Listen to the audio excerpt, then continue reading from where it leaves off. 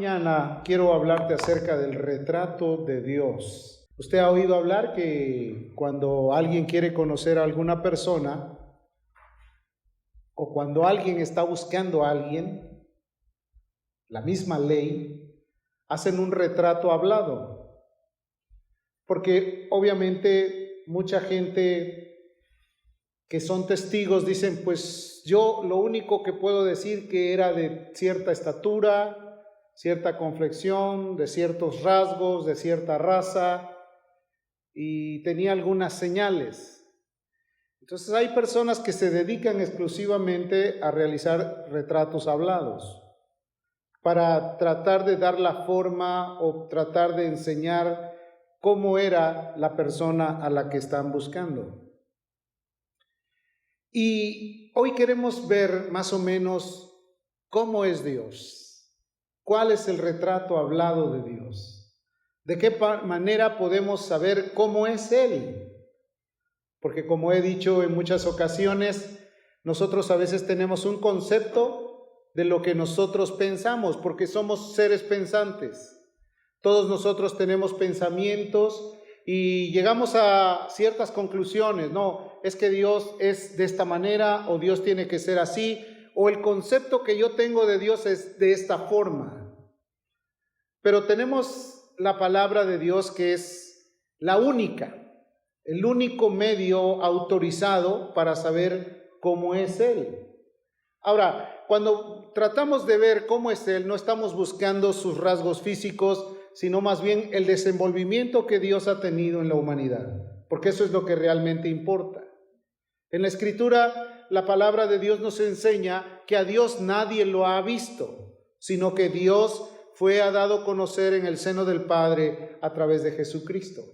Quiere decir que Dios, en el nombre actual, como Dios, como autoridad, como sublime, como el santo, como el glorioso, nadie lo ha visto. Moisés tuvo que cubrir su rostro cuando dice la Escritura que el Señor pasó por sus espaldas. O sea, nadie ha tenido ese privilegio. Él solamente también pudo ver una zarza que ardía y no se consumía como el testimonio de la presencia de Dios. Jesucristo sí fue manifestado, pero Jesucristo era 100% Dios y 100% hombre. Cuando Él vino a este mundo, obviamente su manifestación fue para dar a conocer a su Padre. Él dijo, el que me ha visto a mí, ha visto al que me envió. Estaba en una forma materializado, pero en el desenvolvimiento de sus acciones pudo lograr impactar a la vida de muchos seres humanos. Esta mañana yo voy a tratar, con la ayuda de Dios, poder transmitir una idea de quién es, cómo es y de qué manera lo podemos conocer. Juan capítulo 1, versículo 14 y 15, hasta el 18. Dice la Escritura, y aquel verbo fue hecho carne y habitó entre nosotros, y vimos su gloria, gloria como la del unigénito del Padre, lleno de gracia y de verdad. Juan dio testimonio de él y clamó diciendo, este es de quien yo decía, el que viene después de mí es antes de mí, porque era primero que yo. Porque de su plenitud, dice, todos tomamos gracia sobre gracia. Pues la ley por medio de Moisés fue dada, pero la gracia y la verdad vinieron por medio de Jesucristo. A Dios nadie le vio jamás. El unigénito Hijo que está en el seno del Padre, Él le ha dado a conocer. Quiere decir, los que tuvieron la oportunidad de caminar con Jesús han de haber sido muy privilegiados, porque lo vieron en su manifestación, en su desenvolvimiento, haciendo bienes, sanando, libertando. Sin embargo, la Escritura dice que a lo suyo vino y los suyos no le recibieron. Fue maltratado, fue herido, fue llevado hasta una cruz y fue asesinado violentamente. Puedes imaginarte que el privilegio que tenía la humanidad y el rechazo que tuvieron a Él. A lo largo del mundo, a lo largo de la historia, el ser humano ha rechazado el llamado de Dios. Y lo ha rechazado porque cuando Jesús te llama o cuando Dios te llama, te invita a caminar con Él.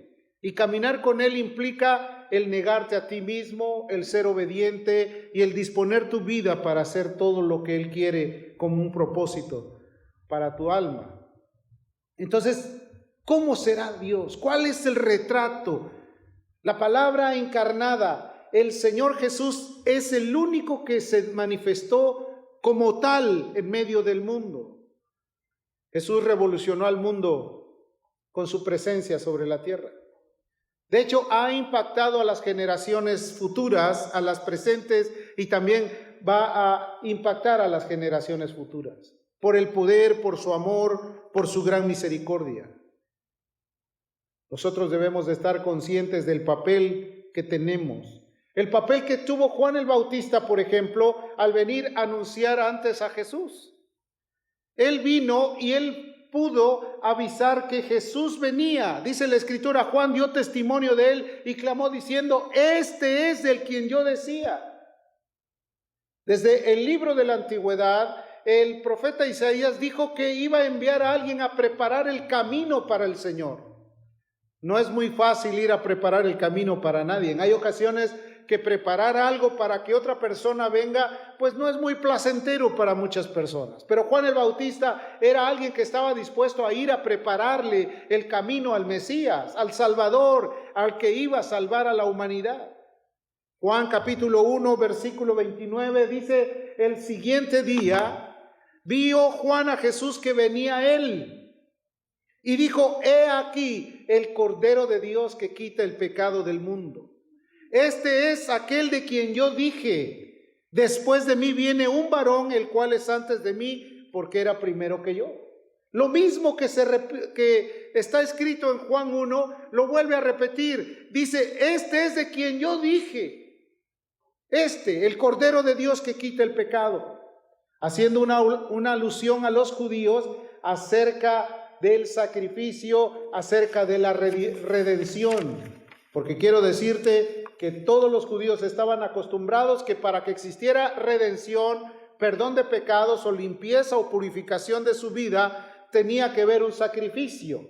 Y si no hay derramamiento de sangre, no hay sacrificio, no hay limpieza de pecado. ¿No dice la Escritura que la sangre de Jesucristo, su Hijo, nos limpia de todo pecado? Querido hermano, a veces es muy complicado entender por qué razón Jesús tuvo que venir a doblegarse, a humillarse y a poder entregarse en manos de los que lo trasquilaban. Nosotros a veces tenemos un concepto de un Dios, pues Él es amor y Él me tiene que perdonar porque Él es amor, Él es toda comprensión, a Él no le importa cómo vivo, de qué manera me comporto, cómo me desenvuelvo, Él me tiene que amar porque Él es Dios. Pero en la Escritura enseña que desde el principio había ciertos métodos para que la gente pudiera tener una libertad o sentirse limpia de los daños que había causado. Hay miles de personas que piensan que todos los domingos es el día en donde tenemos que ir a lavar nuestros pecados. La Biblia dice que Jesucristo murió por todos los pecadores. Pablo dijo, de los cuales yo soy el primero, pero con un solo sacrificio hizo perfecto a todos los santificados. No hay necesidad de que estar crucificando a Jesús todos los días. No hay necesidad de estar crucificando a Jesús porque nuestras acciones lo demanden. ¿Sí me entienden?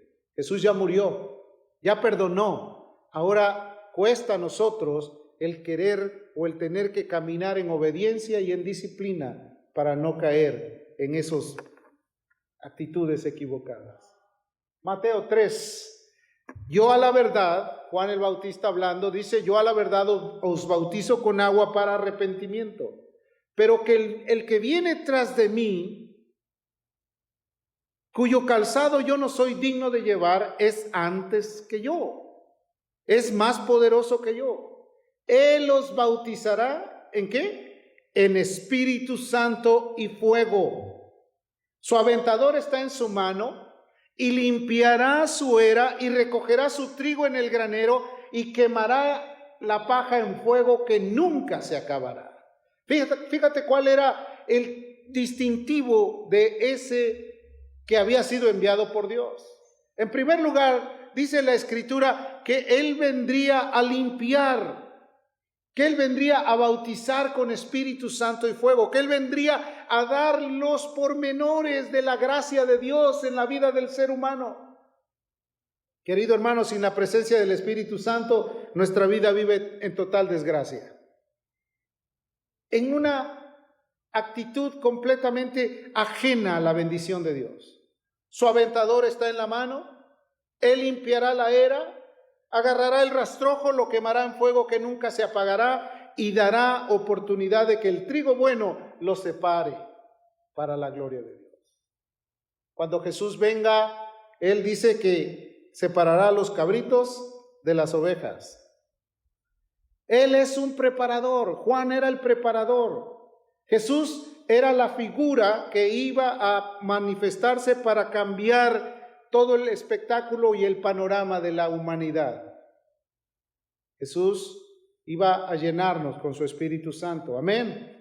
¿Sabe qué es el Espíritu Santo? Es la tercera persona de la Trinidad. ¿Sabe que el Espíritu Santo es Dios mismo? ¿Sabe que cuando Él viene sobre una vida te da consuelo y no tienes por qué sentirte solo y angustiado? ¿Sabes que el Espíritu Santo también te guía a tierras de rectitud? ¿Sabes que el Espíritu Santo cuando llega a tu vida abre tu panorama y te deja de ser egoísta y te hace ser una persona que estás más convincente y entregado a la voluntad de Dios?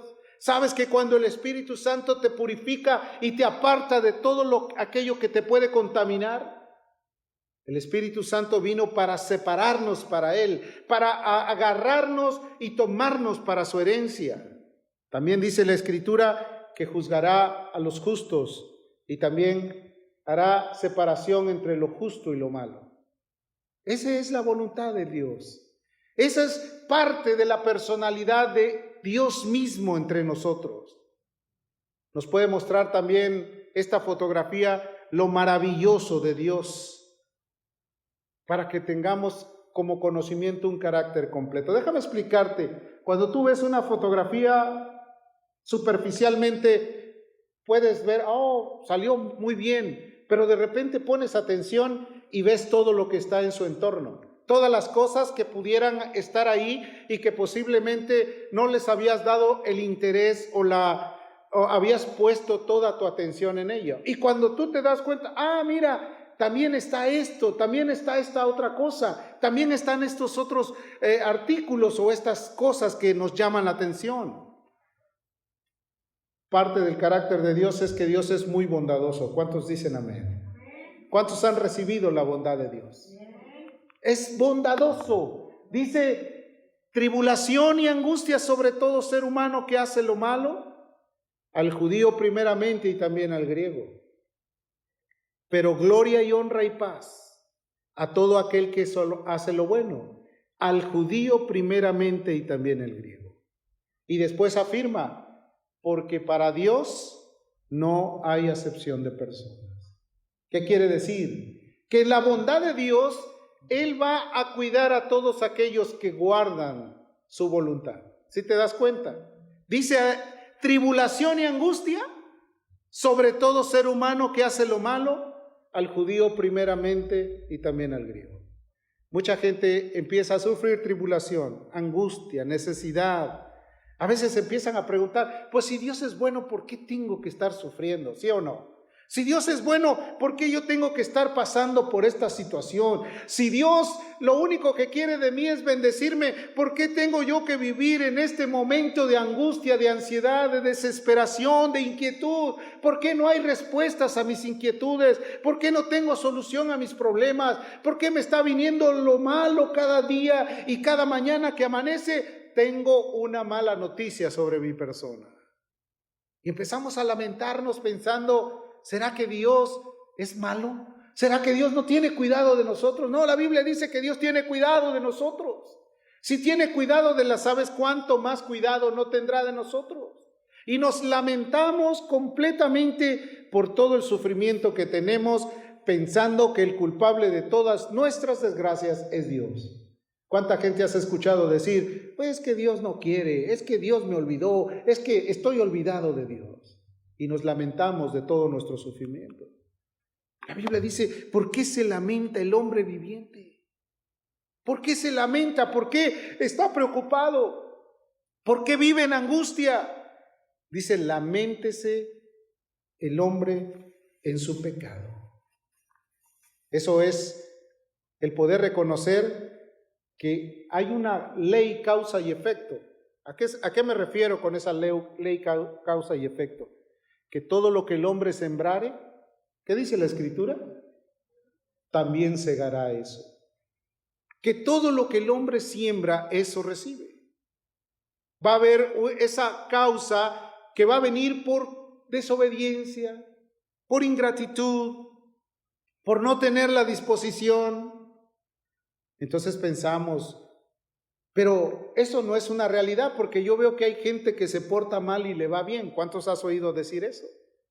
Aún el mismo David dice, por poco y mis pies tropiezan y caigo al ver cómo el impío prospera en su obra.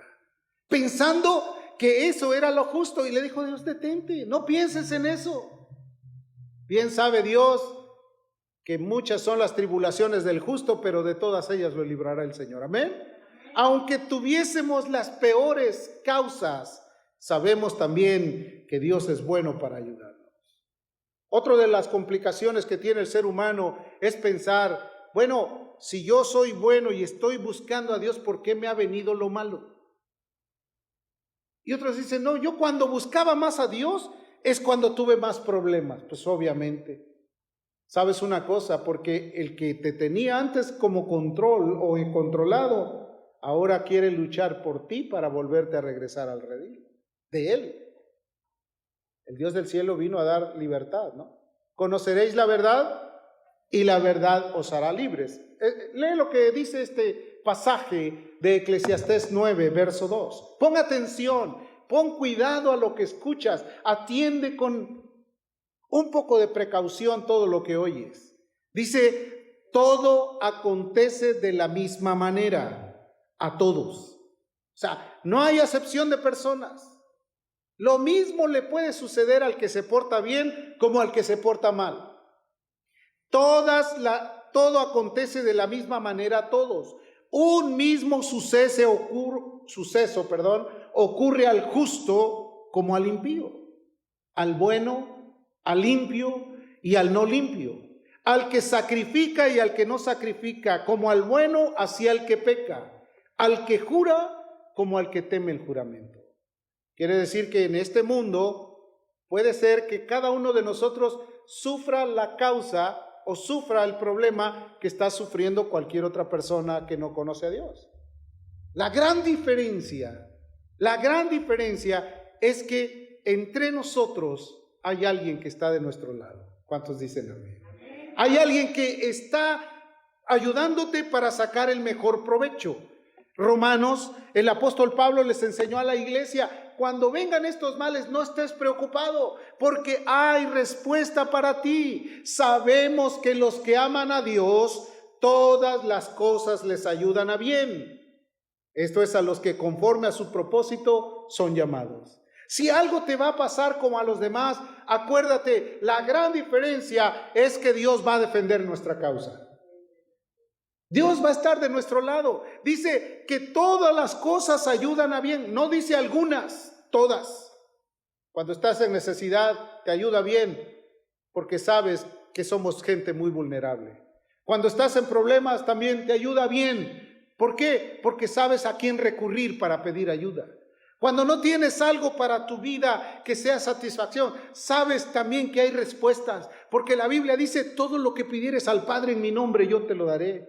Cuando tienes el conflicto más serio, que parece que todas las cosas están completamente en tu contra, sabrás también que tienes un refuerzo, porque en la misma palabra hay una promesa para los que lo buscan. Ninguna arma forjada contra ti prevalecerá, porque yo estaré de tu lado. ¿Qué te parece? Todo tiene una solución. A los que aman a Dios, todas las cosas les ayudan a bien. Quiere decir que aún los conflictos a los que aman a Dios le van a servir de provecho. Pero el que no tiene a Dios se va a amargar. Va a decir, ¿por qué me está sucediendo esto? ¿Y qué? ¿Por qué no se fijan que yo también existo? Y pensará que él es la víctima de todas las circunstancias que le rodean. A veces es por no darse cuenta que es todo lo que uno ha sembrado a lo largo de su vida. Todo lo que hacemos tiene repercusión, ¿sí o no es cierto? ¿No decían los padres, te lo dije, pórtate bien? Y a veces esas terapias eran muy buenas, porque te hacían enderezarte. No eran las palabras humanistas de que no lo toques, no le hagas nada. Déjalo, nada más con puras palabras, puro amor. Deja que haga su voluntad. Y ya cuando se dan cuenta, esa voluntad los llevó a un tropiezo terrible, a un dolor, a una ansiedad, a una desesperación, al deseo inclusive de querer huir por la puerta falsa, porque no encuentran ayuda, cuando el Dios del cielo dijo, el que a mí viene yo no le echo fuera.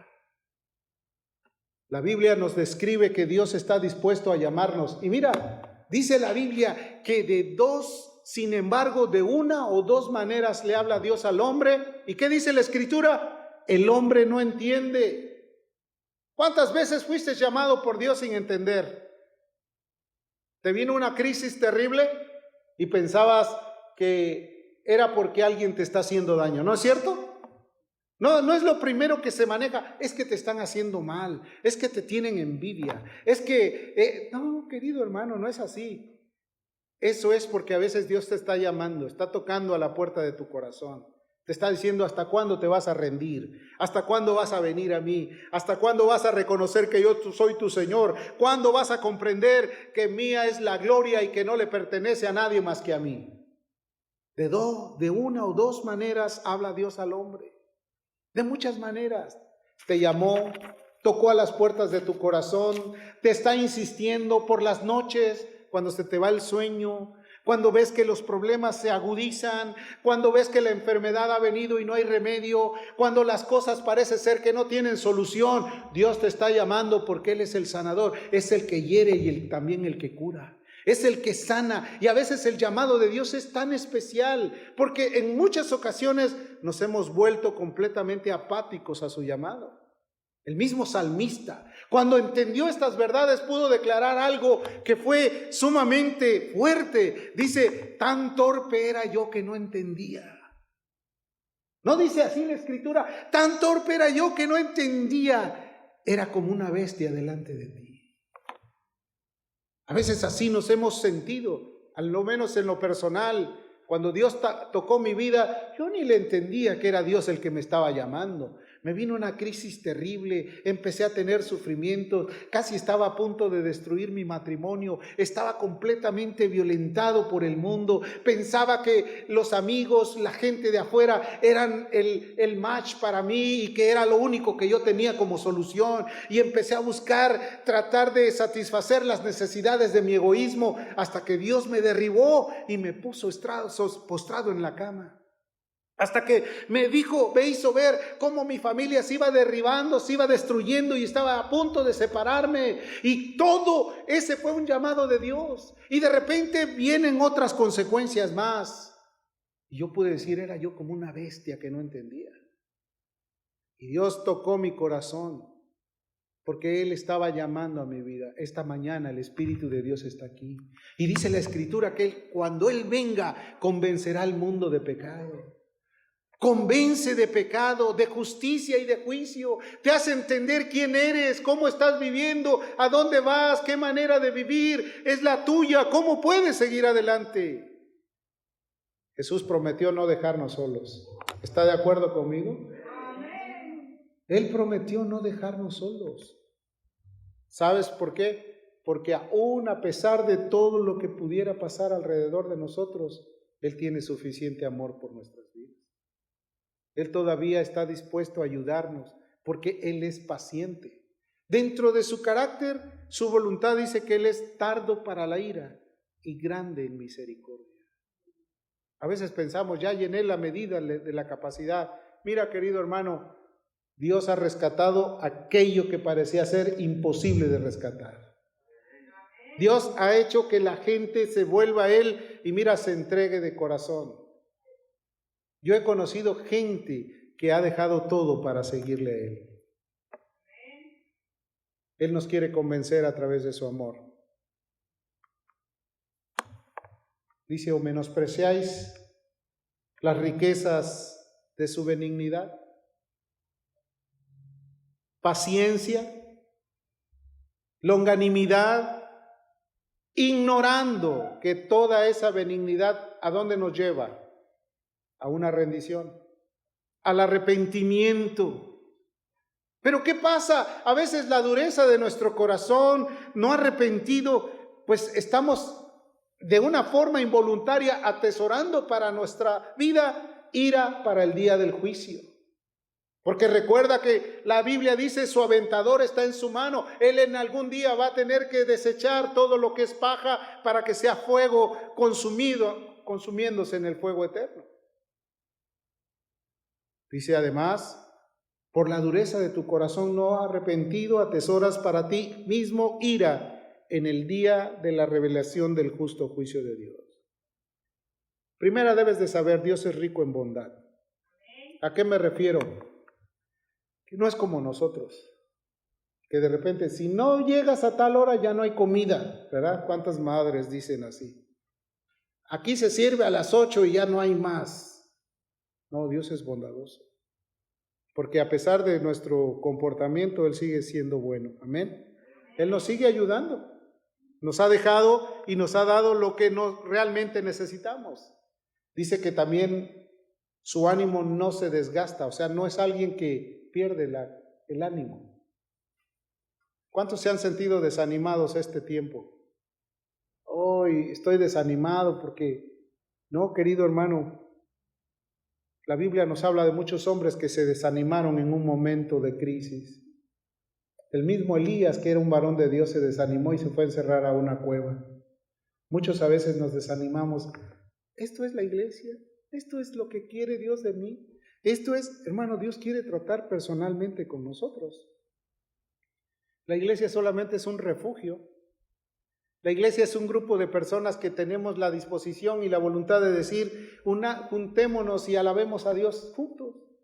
Escuchemos la palabra, atendamos las clases, aprendamos un poquito más y si sabemos algo más, compartámoslos con los que no lo saben. Eso es lo que es la iglesia. La iglesia no es un santuario que parece un museo donde todo está bien perfecto y nadie lo toque porque esto se puede romper, ¿no? La iglesia somos nosotros, la gente que viene aquí a formar parte. Mira pues la bondad de Dios. Apreciemos la bondad de Dios, pero también comprendamos que Dios es severo. ¿Qué es lo contrario de bondadoso? Severidad. Es bueno, pero también tiene un límite de severidad. Esa es su forma de actuar. Pero dice que la severidad es ciertamente para los que cayeron de esa bondad. Los que han dejado el camino de Dios. Pero la bondad continúa contigo si tú permaneces en esa bondad. Y dice, por si no, de otra manera tú y yo también podemos ser cortados. ¿Cuántos saben que Dios es amor? Dios es amor. Dios es amor, pero también la Biblia dice que Dios es fuego consumidor y horrenda cosa es caer en manos de un Dios vivo. ¿Cierto o no es cierto? Caer en manos de alguien que con tanto amor nos ayudó. Déjame contarte un poco la ilustración de los talentos. Vino el Señor y a cada uno le dio talentos. A uno le dio 1 talento, a otro le dio 5 talentos y a otro le dijo, aquí tienes 10 talentos. Y entonces ellos, al ver los talentos que era igualado a una moneda, ellos dijeron, pues hagamos negocio. Hoy miles de personas dicen, si yo tuviera un capital, yo haría un negocio. Bueno, ellos vieron el talento y uno fue y lo empleó y trabajó e hizo el doble. El que tenía 10 también hizo lo mismo. Pero el que tenía un talento dijo, ¿cómo voy a dobletear esto si es insignificante? Y lo puso como algo de menosprecio. Cavó un agujero, clavó el talento y lo enterró. Y entonces se fue. Pero aquel que le había prestado los talentos tuvo que regresar por ellos. Y empezó a llamar a cada uno de acuerdo a cómo les había otorgado esos talentos. Al que le había dado 10, regresó muy contento y dijo, mira, dupliqué toda la ganancia, ahora tengo 20. Y alabó el Señor aquel que lo había hecho. El que tuvo 5 también dijo, mira yo lo que hice. Tengo también una provisión extra porque logré haber aventajado con lo que me diste. Pero el que había escondido su talento ni siquiera tenía el deseo de acercarse a ese señor que le había ofrecido el talento. Hasta que fue llamado y le dijo, ¿dónde está tu talento?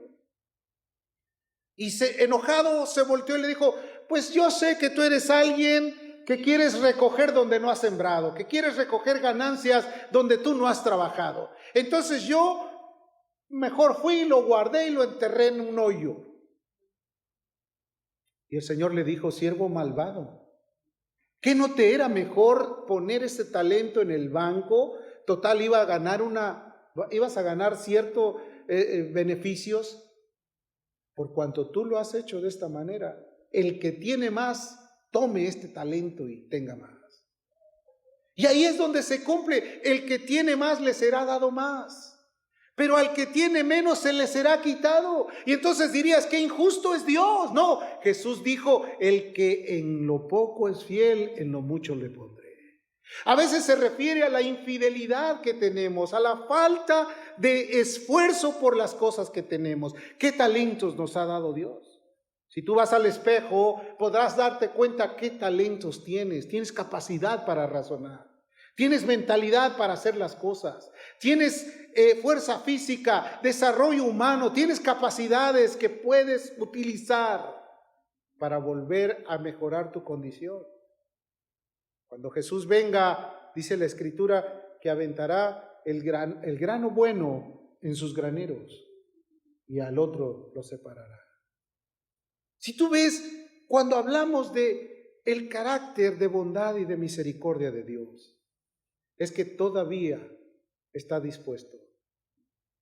Él no se ha cansado y Él sigue buscándote. Él desea que tú y yo caminemos de esa manera. Déjame decirte algo de mi propio corazón. Sé que a veces nuestra idea, nuestro concepto del cristianismo es un concepto completamente lejano a la realidad de la palabra. Porque pensamos, pues con que cumpla es suficiente. Dios quiere tu corazón. Dios quiere tu corazón. Algunos podemos cumplir solamente por tradición. Dios quiere tu corazón. Que te enamores de Él. Que puedas saber que si Él hizo un sacrificio tan profundo y maravilloso, es porque te ama. ¿Tú crees que sería bueno correr a sus brazos?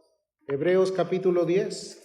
Ya fue leído al principio, pero yo quiero solamente añadir un énfasis al pasaje. Dice Hebreos 10, versículo 22. Acerquémonos con corazón sincero, en plena certidumbre de fe, purificados los corazones de mala conciencia y lavados los cuerpos con agua pura. Mantengamos firme, sin fluctuar, la profesión de nuestra esperanza. Acerquémonos con corazón sincero. A veces nuestro corazón está muy herido, muy lastimado. ¿Y sabes por qué se hiere? Porque a veces pensamos que nosotros tenemos mucho y que a nosotros se nos debe de rendir pleitesía antes que nosotros ser humildes. Y nuestro corazón se endurece y se llena de dolor. Purifiquemos nuestros corazones con agua pura. El agua es la palabra, la regeneración a través de la palabra. Lavado los cuerpos con agua pura. Y mantengamos firmes, sin fluctuar, nuestra profesión. La mejor profesión que hemos tenido es el cristianismo, querido. ¿Sí? Puede ser un buen profesionista, pero ¿de qué le vale al hombre ganar al mundo si va a perder su? Pero sea un buen cristiano y eso va a darte mejores dividendos para la gloria de Dios. Cierra tus ojos un momento, medita en lo que acabas de escuchar.